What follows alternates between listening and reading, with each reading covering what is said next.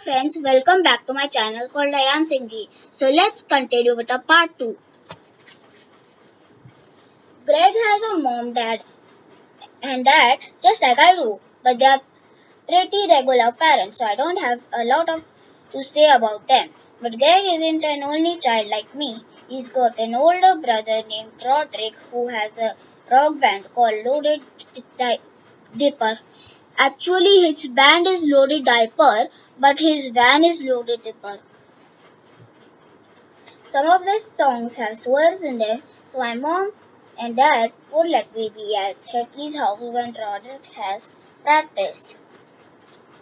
Greg also has a little brother named Manny, who is only 3, and don't ask me why, but the first time I went to Greg's for a playdate, Manny randomly pulled down his pants and showed me his bum.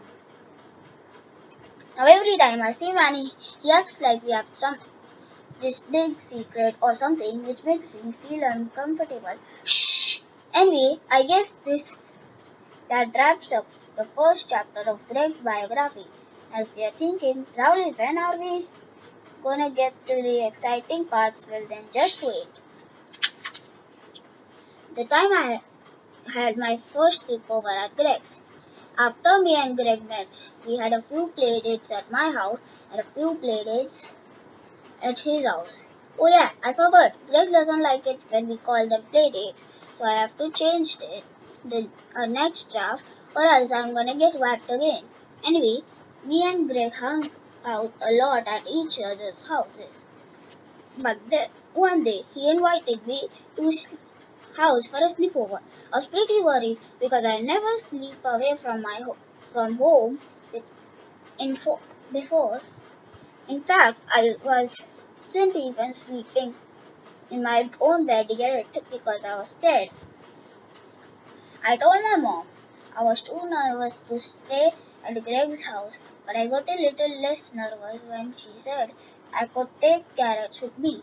When I got to Greg's, we played in his room for a while, but at 9 o'clock, Mrs. Emily said it was time to go to bed, and she said we had to sleep in the basement. Now I was super nervous because I think basements are really creepy. As soon as Mr. Shirley turned off the lights, Greg said he needed to tell me something about it. He told me there's a half man, half goat that lives in the woods in our neighborhood, so I probably shouldn't go outside alone at night. Well, I was not happy to hear that news, and I really wish someone told my parents about this goat guy before we moved into this neighborhood. Anyway, the goat thing got me totally spooked, so I hid under the covers, but I think Greg got pretty spooked too because he crawled under them with me. Then all of a sudden, there was crazy noise right outside the window, and it sounded exactly how a half man, half goat would sound. Howl! Me and Greg didn't want to get eaten by this goat guy, so we got out of there as fast as we could. But we almost died anyway because we trampled each other running up the stairs. We looked ourselves in the laundry room so the goat man couldn't get us. But that's when we found it. It was the goat guy. It wasn't the goat guy at all. It was just Greg's brother Roderick playing a trick on us. Okay, so this next part is embarrassing, but since it is a biography, I gotta tell the whole truth. I wet my pants when we were in the basement, and I heard those noises outside. Mrs. Heavily gave me an extra pair of Greg's underwear, but they were too small, so my dad had to come and get me and bring me home at the middle of night. It was a long time before I was allowed to go to Greg's house for another sleepover, but that's a much longer story than I'm not even sure there's room for that one in this book. The time I saved Greg from Greg from Devin Larkin's birthday party. There's a kid named Devin Larkin who lives o- over on Speen Street, and last summer his mom invited me and Greg to Devin's birthday party. We didn't want to go because Devin is hyper, but both our moms said we had to.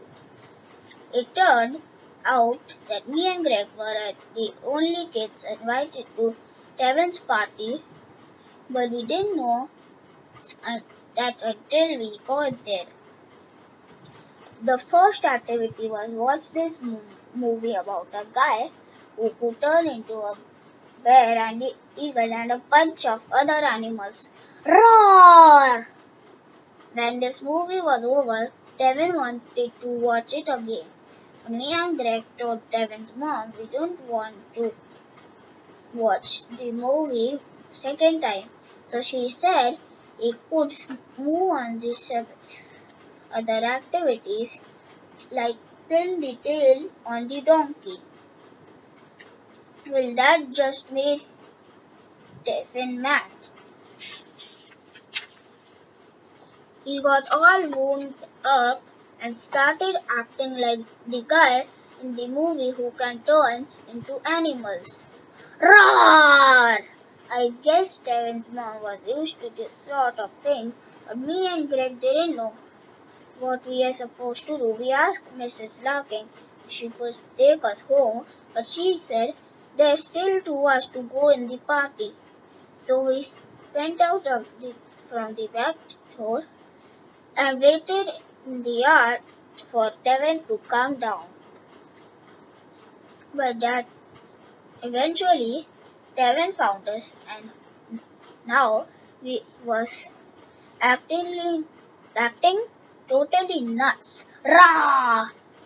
It was a few steps back to get out of Devin's way, but that's when I fell to a giant ditch.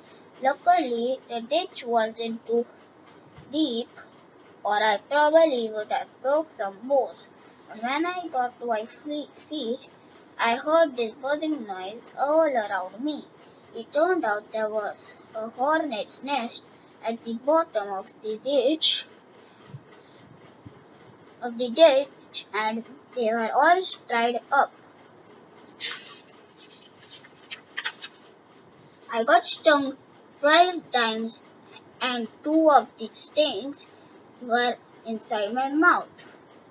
Mrs. Larkin drove me home early, and Greg hitched a ride too. Anyway, Greg is always saying he owes me for getting him out of the party, and I forgot.